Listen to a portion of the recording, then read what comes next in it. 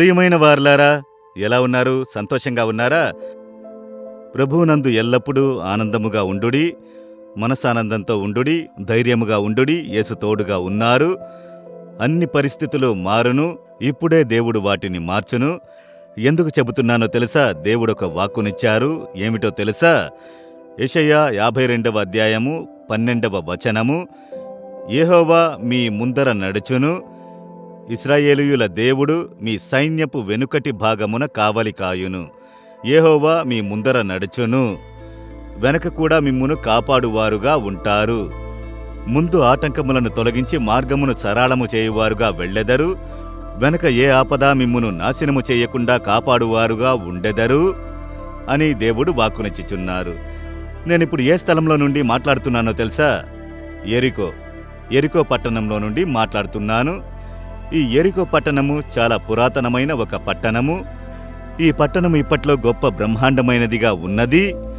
వేదగ్రంథంలో యెహోషువ కాలములో ఇశ్రాయేలీయుల ప్రజలు యోర్దాను దాటి వచ్చినప్పుడు మొట్టమొదటిగా స్వతంత్రించుకున్న పట్టణమే యెరికో పట్టణము. మీరు దూరముగా నుండి చూసేటటువంటిదే, అంటే యోర్దాను వ్యాలీ, యోర్దాను సమభూమి, యోర్దాను నది. అది గలిలయ సముద్రం నుండి వచ్చి మృత సముద్రం వరకు వెళ్లే స్థలం, యోర్దాను నది ప్రవహించే స్థలము. యెహోషువ దినాలలో నీరు గట్ల మీద ప్రవహించి పొర్లిపారును. అప్పుడే అతడు సుమారు 30 లక్షల మంది ప్రజల్ని నడిపించి ఈ ప్రభు వాగ్దానం చేసిన దేశములోనికి ప్రవేశించాడు. అప్పుడు దేవుడు వారికి ముందు నడిపించినందున దేవుడు యోర్దాను నదిని చీల్చి అందులో మార్గమును కలుగజేశారు. ప్రభువునందు నడిచినందున ఆటంకములు తొలగి మార్గము కలుగజేయబడింది. వెనుక కూడా దేవుడు కాపాడుచూ నడిపించుచుండెను.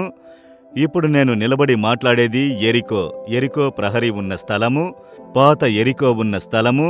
యెహోషువ 6వ అధ్యాయంలో చదువుతున్నాం కదా, యెరికో ప్రహరీ మూసివేయబడిందని. బ్రహ్మాండమైన ప్రహరీ గోడ అది వచ్చి ఒక ప్రహరీ గోడ మీద 4-5 రథములు చేరి వెళ్ళునట్ట. అంత గొప్ప వెడల్పైనది, ఎంతో బ్రహ్మాండమైనది. మనుషులు దాన్ని పగలగొట్టలేరు. ఆ పట్టణంలో ప్రజలు ఎంతో భద్రముగా ఉన్నారు.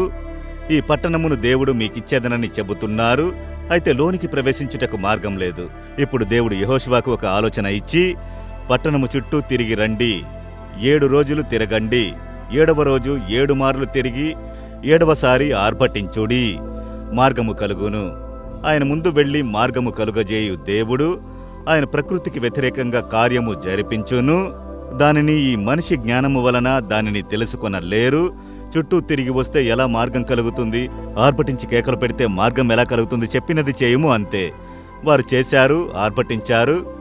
కోట గోడలు విరిగిపడినాయి. అదేమనగా వీరు బయట తిరిగారు. కోట గోడలు బయట నుండి పడగొడితే లోనే పడతాయి. అయితే ఇక్కడ పురావస్తు శాస్త్రవేత్తలు పరిశీలించి చూసిన స్థలంలో నుండి నేను నిలబడి మాట్లాడుచున్నాను. ప్రహరీ గోడ బయటపడియున్నది.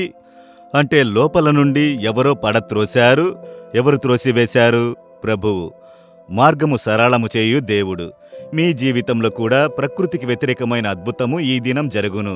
మార్గం లేని స్థలంలో మార్గము కలుగజేయుదురు. ఆటంకములను పడగొట్టి పారవేయును. మిమ్ములను కాపాడే దేవునిగా తోడయ్యుండును. అదే దేవుడు చెబుతున్నారు. ప్రభువు మీ ముందు వెళ్ళును. మీ యొక్క కుటుంబ కార్యంలో, బిజినెస్లో, పనిలో, పరిచర్యలో, ఏ కార్యములోనైనా సరే ఆయన ముందు వెళ్ళుచున్నందున మార్గము కలుగును. ఆటంకములన్నీ తొలగిపోవును. వెనుక మిమ్ములను కాపాడువారుగా వచ్చుచున్నందున ఏ కీడు మిమ్మును నాశనము చేయనేరదు.